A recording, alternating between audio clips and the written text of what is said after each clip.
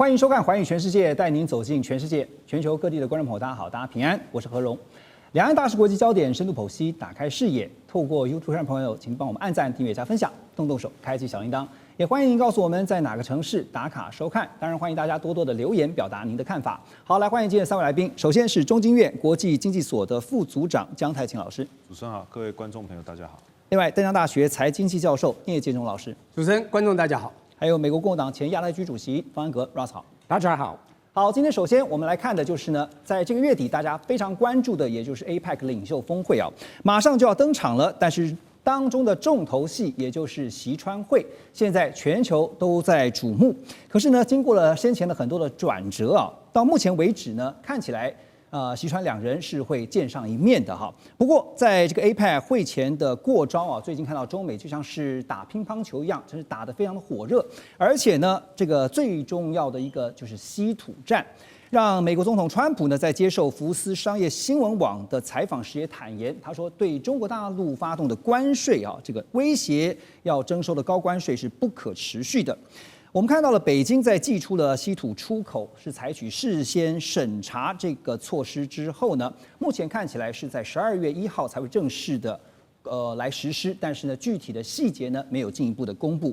而川普呢也一度要威胁呢，说从11月开始啊，要从中国大陆进口这些商品当中呢来加征100%的关税，甚至还扬言说 APEC 那么习川会就干脆也没见面的必要。但是我们也看到了，他后来改口表示，他说什么呢？他说跟习近平相处得很好啦，认为美中之间没事的，但必须达成公平协议，而且他说这一定要公平。另外是美国的财长贝森特呢，他也表示，如果北京放弃最新的稀土出口管制计划，那么美方愿意延长对中商品高关税的暂停期限。目前说法是说大概再延3个月啊，不过中方会理会吗？好，贝森特最近也才言辞批评了中方的贸易谈判副代表李成钢。而就在我们录影的当下啊，有一个最新的消息，我来念给大家听，就是川普呢再度抛了一个震撼弹。他说从11月1号开始啊，因为是在美东时间17号签署的行政命令，11月1号开始对进口的中型还有重型卡车以及相对的相关的零件课征25%的关税。而且对进口巴士要加征10%的关税。其实讲到了习川会，大家都在看这个川普好像是比较想见习近平啊，不过现在习近平就是按兵不动。可是看到美方似乎也只有一招，就是关税、关税、关税。聂老师 ，OK， 西洋拳、太极拳的这个搏斗已经非常清楚。太极拳打得很凶，打出去，3招就你讲的关税、关税还是关税嘛。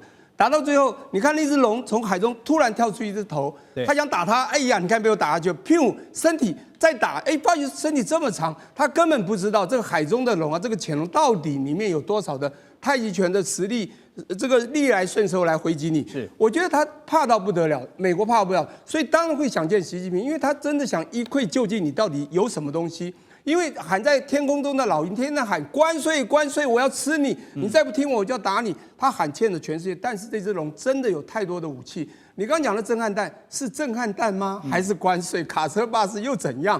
我跟你讲哈，讲得很清楚。他说你如果关税这个稀土禁令，这个他的62公报本，你这个严管啊、主审啊都给我放弃，我才不科你，才再给你延3个月。第一个延3个月没有意义，第二个100%也没有意义。大家去想一下，曾经都145%了。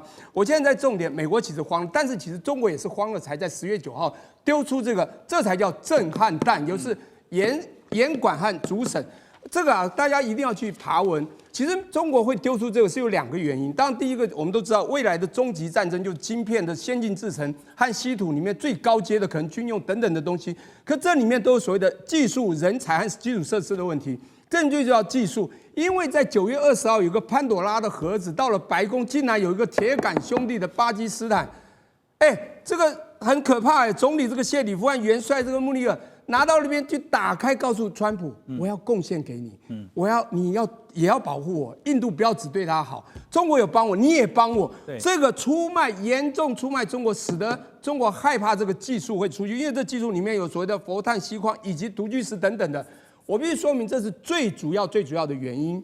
这个巴基斯坦做一个很大的豪赌必输。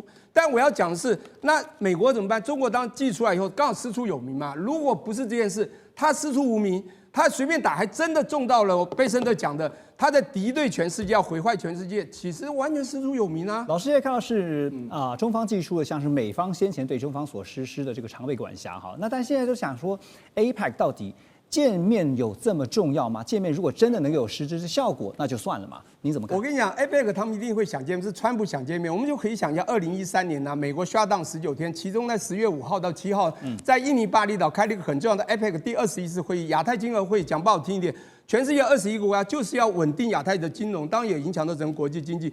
现在这个问题就是国际间经济，这个亚太金融都不是最重点，就是中美贸易战。各位啊，当时奥巴马也要跟习近平刚上任的2003要见面，那是奥巴马第2任期。各位如果回想，当然这是过去式了。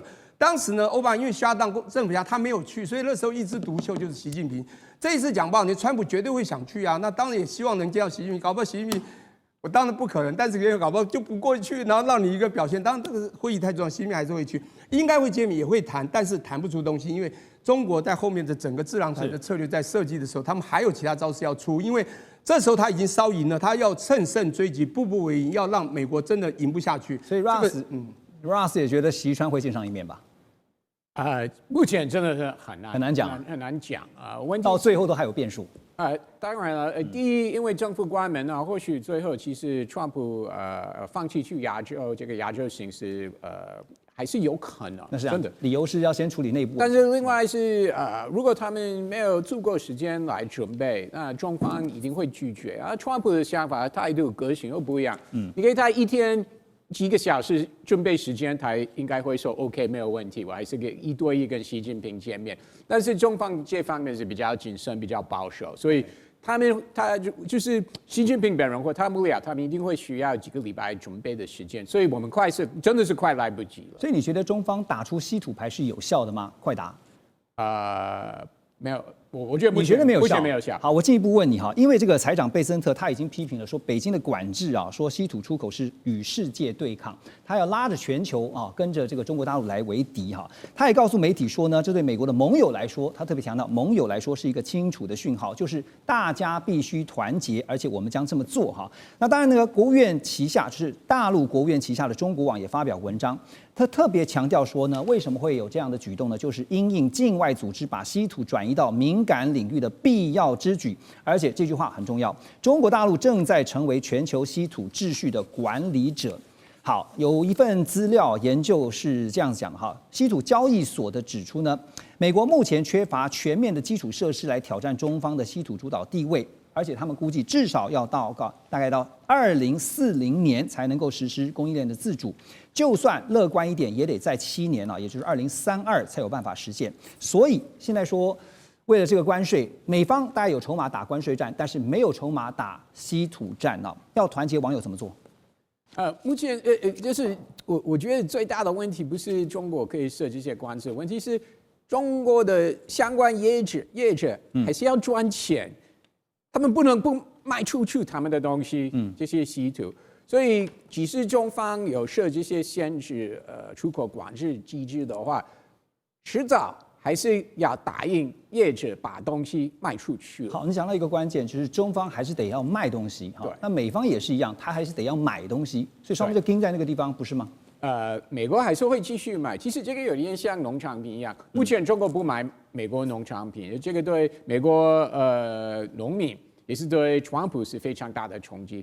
但是中方还是要买这个东西，当然他们有别的选择，他们可以去巴西或阿根廷，但是他们比较就是业者也是比较希望可以继续买美国的商品。目前有看法是认为说关税大概只能换到大豆，他没有办法换到稀土，觉得？这个其实也要看川普跟习近平到底能不能见面。因为要记得一件事情，大家都知道 ，Trump is the best negotiator， 对不对？他自己认为，什么谈判，我是谈判王，对不对？只要是有机会进行谈判的话，对，什么都可以交换，达成共识。那你怎么看稀土本身存在的一个结构性的问题啊？因为我们说这个现在中方长期会把稀土作为一个长期的战略哈，那让美方因为一遇到稀土就立场软化哈，所以面对这个问题，你觉得美国有什么样的对策？因为我们看到美国现在也是结合澳洲，它有相关的一些稀土的策略，可是精炼的部分，就是精炼这一块还是得回到中国大陆，所以结构性问题怎么处理？这个川普政府已经有相关的动作，第一会松绑相关的许可的这个申请或核准许可的程序了。那希望这个精炼可以在美国扩大。对。那另外，川普政府就是跟过去美国政府非常不一样，已经开始直接把美国政府的钱投资相关企业。那如果再次会有类似的机会，因为前几个月国防部有大投资在一个精炼公司，对不对？7个，对。那川普政府已经说了，如果还有其他的机会，我们还是愿意投资了。那我相信，不管是川普政府或下一个美国总统等等，那以后美国政府可能因为这个是关键的产品。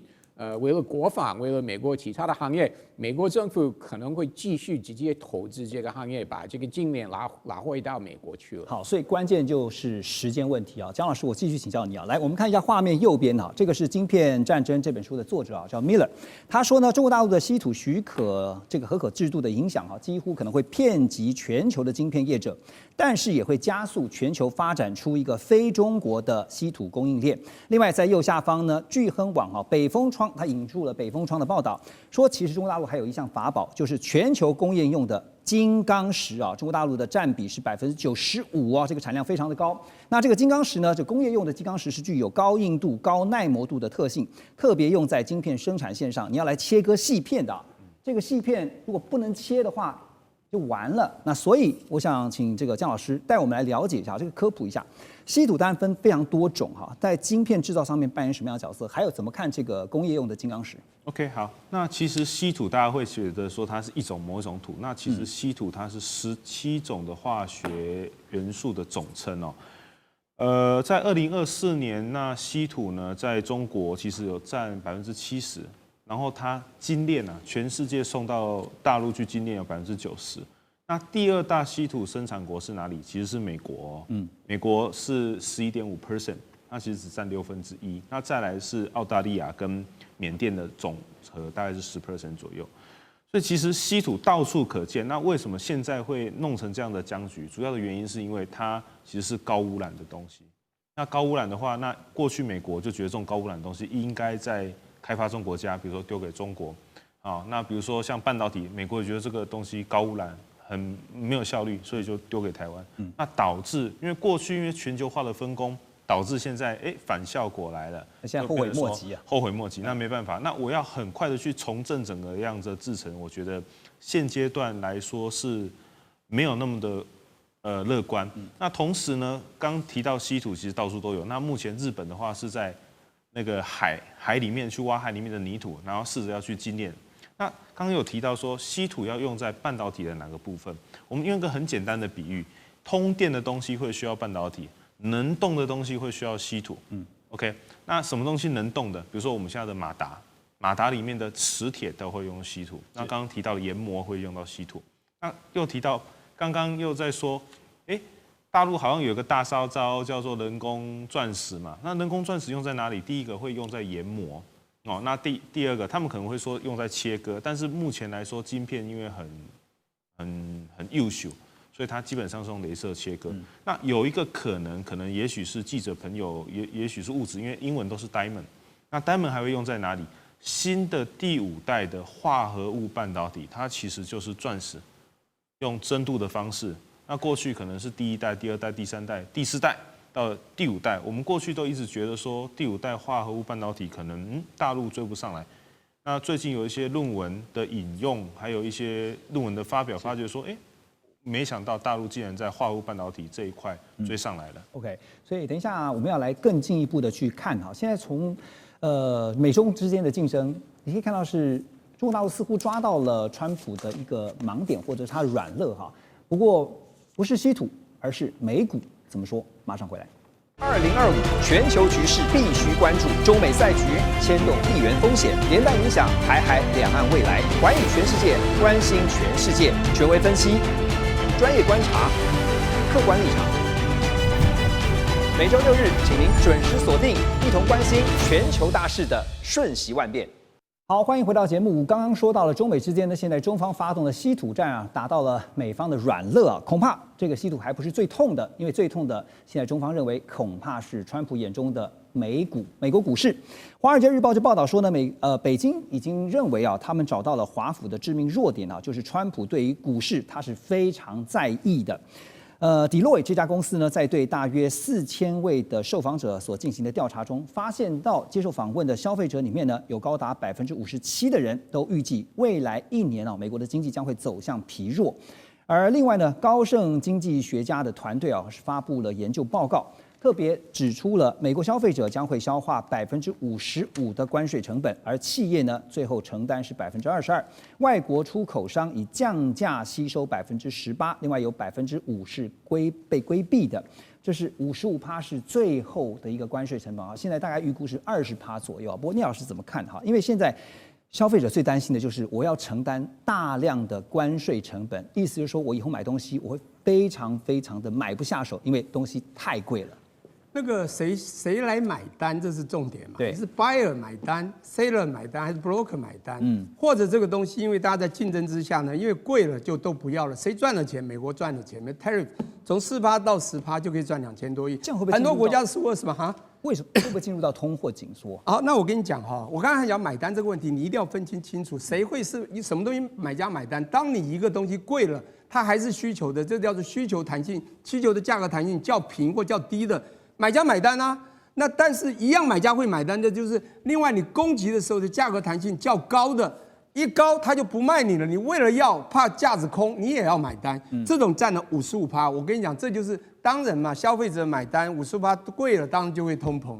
可是你也知道，美国也因为这样子，他们很多东西缩衣节食啊，现在有很多美国真的是企业做不好，因为无薪假或各种失业的原因，它也会减少消费。一旦不消费，记得在金融海啸的时候，2008年就有一本很有名书，当然他有找我写序言嘛，我那时候写了几十本序言，就叫做《当世界不再消费》，请各位去看一下，他预估未来世界不消费完蛋的世界，这完全违反了什么？凯因斯所谓的这个对不对？我们讲说需求创造供给，所以没有需求了，也因此我要讲，你说通膨或通缩，答案很简单，通膨会涨个2-3%，通缩会跌个1-2%，所以一减就会多1-2%，就这样。所以预估现在2.5到3就会到4左右了，3点多，大概是我的想法。但是它有属于短中长期的问题，什么时候会产生，我们再去看。那你刚讲了一个，我最想谈的是，因为去年11月刚好川普选的时候，我在广州华南理工大学正好开这个金融研讨会，我是台湾唯一理事啊，在那个地方，当然我们是理事群。那时候晚上我们在这样招待的饭店里面看北京，就你讲的非常厉害的名嘴，比我们都会讲话的人在那边讲说。哎呀，川普选上了，好玩啦！我们不需要外交家，不需要政治家，找心理学家就好了。他的弱点致命，你刚刚不讲致命弱点吗？股市不完全是啊，这个摊商重利，只要影响他的心情，影响他自己本身获利，大概就是他致命弱点。预期效果。所以这就是说，北京有很多心理学家，包括稀土这些都算是。我跟你讲，稀土当然我们这个Rose讲说不会影响，我倒觉得影响是非常大，因为这个东西要研究深，你就会知道这11种稀土它的层次之高低，它的。还有我讲的是中国储物量是全世界37%，是4400万吨，以及海上所发现什么都是现在的文宣所讲的，都不一定真实，而且都不是短期你挖得出来。美国的只有180万，这储量是非常落后，只有在产量它积极的创造10几%，而中国呢却有60%，也是中国的27万吨一年，美国只有这个。讲不好听，它只产45000吨，因为它已经努力在产了，但储量远远不及，所以一上任就要抓英格兰，抓所有稀土的地方，但永远抓不到了，因为中国这一点，我看吃这个就吃定，这是他们心理学家研究出来的。对，老师觉得 Ross 太乐观了。Ross 当然我们的角度看的不同啦，这个我也没有说很悲观，就是说这个比你当美国招式，你要丢出其他的招给我看，不要每天都是关税。再关税，那我就看破眼。因为实际上人民会感受到是生活的压力了哈。Ross， 我也请教你哈，因为我们现在讲到是最近大家看到是港口费已经正式开征了，这个进入美国港口的中国大陆船只从14号开始，这个都要被征收哈，每进吨它是用每进吨$50的费用来征收。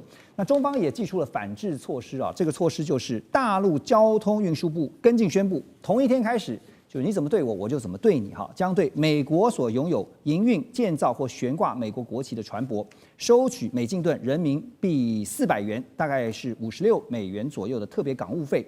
那金额跟美方征收的标准大概就差不多。反正就是一来一往啦，好。那么路透社就分析说呢，港口费用涵盖从节庆玩具到原油等各类的商品，而使得公海成为这全球2大经济体贸易战的关键战线哈。马上就要面临的节庆，我们刚刚讲到节庆就是感恩节 （Thanksgiving）， 还有一个美国最重视的 Christmas 啊。那个从美国这边家人给你的 feedback 什么东西真的变贵，贵多少呢？东西都变贵，这个现象是疫情就开始了，对不对？所以已经5年了。当然大家都不高兴，但是说实在已经习惯了，可以忍是不是？也不是了，但是已经不会太抱怨了，因为一直讲也没用了。其实重点是这个吗？每次去买东西抱怨也没用。不管是买节庆的礼物，或你每个礼拜去超市买东西，越来越贵的，大家都已经习惯了。那要看这个会不会影响到明年的美国这个集中选举了，目前还不知道。消费行为有没有什么改变？你觉得？其实很多人已经开始，如果方便的话，就线上买东西，因为通常线上买东西是比较便宜。比如说你买大量一点，以我父母为例，以前一路都不会。都要去实体店，他们都会去实体店。那现在走网购比较多，网购是越来越多了。对，他们本来是不想学，没兴趣，而且退休了，他们还有时间去实体店买东西，这个是他们天天会有事情做了。但是因为实体店东西真的是越来越贵了，他们就开始在网络买，而且会买比较大量，这样比较可以省钱了。对，所以。面对这个美国人民的生活，现在可能会越来越辛苦哈，就是因为东西变贵了，你很多东西就买不下手嘛。那白宫方面也回应说，其实川普的立场是非常明确的，而且呢，短时间看起来是不会有什么改变哈，也呼吁美国民众可能会经历一段过渡期。那但是呢，你听到讲到过渡期的时候笑了一声哈。问题是这个过渡期是会多久，对不对？会多久？对。但是我相信，不管是今天、明年，就是明年选举前或选举之后。白宫会坚持他们这个说法不会改变，当然他们不会认错，他们不会说因为关税政策东西都变贵都是川普总统的错或他政治的错，不可能，对不对？所以这个说法他们会坚持说，这样我们会把制造拿回到美国。那虽然有一个过渡期，但是以后对美国经济、对美国消费者，我们这样做是比较好。他们一定会坚持这个说法。你觉得那个 period 就是那个时间点，2026马上就要期中选举了，这个压力会在什么时候爆发？已经开始爆发了。现在你说大家可以撑嘛？我没有说可以撑，习惯了，大家是习惯了。但是或许不排除会影响到他们投票的明年投票的选择。那当然，共和党国会议员已经开始担心，但是同时共和党不管是总统本人或联邦众议院、参议院等等，他们也知道。其实，民主党的候选人也没有什么亮点，他们只能说东西变贵，但是他们同时缺点也很多了，所以其实共和党目前是可以认为不一定会因为这个 issue 这个议题而就会败选，不一定。美国人民真的很辛苦啊，就是面对这个川普大老板现在这样子执意要做，然后告诉大家有一段过渡期，然后呢告诉大家说这个关税成本最后呢就是大家分担。可是是不是真的是这样子啊？因为川普告诉大家说，其实最后的成本会由外国出口商承担，而且呢，企业也通过了转移供应链在美国本土生产，就是 Made in USA 这些商品来因应。本来以前都是 Made in China 的那可是也看到最近有一位知名的经济学家陶东他根据最近的企业调查就指出呢，目前关税压力，刚刚我们特别提到了。他说，多半是由出口商承担30%左右，消费者承担20%，贸易商跟零售商吸收高达1半的关税压力。但他特别讲了，他说50%的关税如果都是由商家，就是刚才聂老师特别提到的 seller 来承担，恐怕不是一个可以长久持续的情况。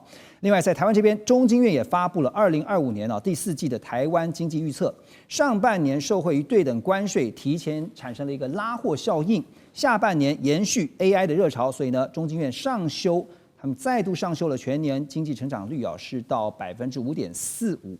那好，两个问题第一个，怎么样观察就是美国本土生产在关税效应下之后的一个状况，张老师。第二个就是现在看起来好像台湾似乎在这个对等关税有拿到一些红利可是我们要问的还是时间问题这个红利能够维持多久？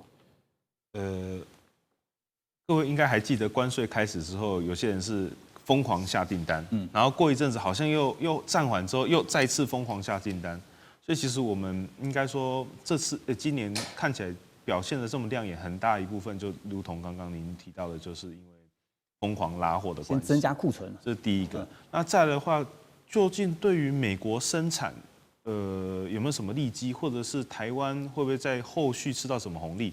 那目前来说，跟台湾比较有关系的，不外乎就是半导体嘛。然后我记得好像上个礼拜，其实台积电占整个台湾的股价的占比，其实已经超过50% 了。然后整个台湾的 GDP， 半导体就超过20%。其实这一方面是好事，那一方面其实蛮可怕的。那如果今天万一没有什么半导体，或者是被取代了，那台湾该怎么办？那再来，其实有一部分的话，就是美国希望就是他们的品牌商，我们去看，其实台湾的半导体商几乎都是代工厂商。对。然后，如果美国今天要求它的品牌，比如说苹果、辉达、博通、高通，必须得在它的国家内生产的时候，台湾会怎么办？那换句话说，台湾会觉得说，台湾的产业可能会被掏空。那再用别的角度想，那其实很多国外的外国公司到处开分公司，那其实会造成什么？可以吸纳国外的人才回到母国。那其实我们台湾也是可以借由这一次也是危机，也许也是转机，可以去美国设厂，把一些美国的人、优秀的人吸来台湾，让他们了解台湾。我觉得换个角度想，也许并不是这么悲观。我觉得人才可以，因为我们到了美国去，然后把这群美国人吸引回来台湾，来投入台湾这边的，尤其是科技相关的制造。对，因为台湾是，毕竟来说，台湾的话可以做成基地嘛，比如说研发基地。那生产的话可以在国外。那现在你看，包含台积电也去熊本设厂，也去德国德勒斯登，那甚至去美国。那也许未来会有一个变成真的是一个全球的 ecosystem 的这个方式。所以刚刚讲到说 Made in USA 就是说家人也反映说我们可以习惯，美国人民啦，不是家人美国人民可以表示说习惯，但是能够习惯多久可能不一定。可是把原先是 Made in China 现在全部改为 Made in USA 也 OK。从美国消费者来说，Made in China 或 Made in USA， 如果有选择的话，当然会选 Made in USA 但是价钱可能比较贵那不是他们能控制了，对不对？如果这关税政策继续延续下去的话，不管多久，或下一个总统继续实施高关税的政策，那你就没有选择，对不对？中国东西会变贵，甚至到以后中国来的东西就会越来越少，对不对？对，美国会找不到，只有从美国或东南亚来，我们墨西哥来的东西，对不对？不过因为川普毕竟不像我们小老百姓我们这个对物价的这个感受是非常敏感的。我们先休息一下，马上回来。2025全球局势必须关注，中美赛局牵动地缘风险，连带影响台海两岸未来。寰宇全世界，关心全世界，权威分析，专业观察，客观立场。每周6日，请您准时锁定，一同关心全球大事的瞬息万变。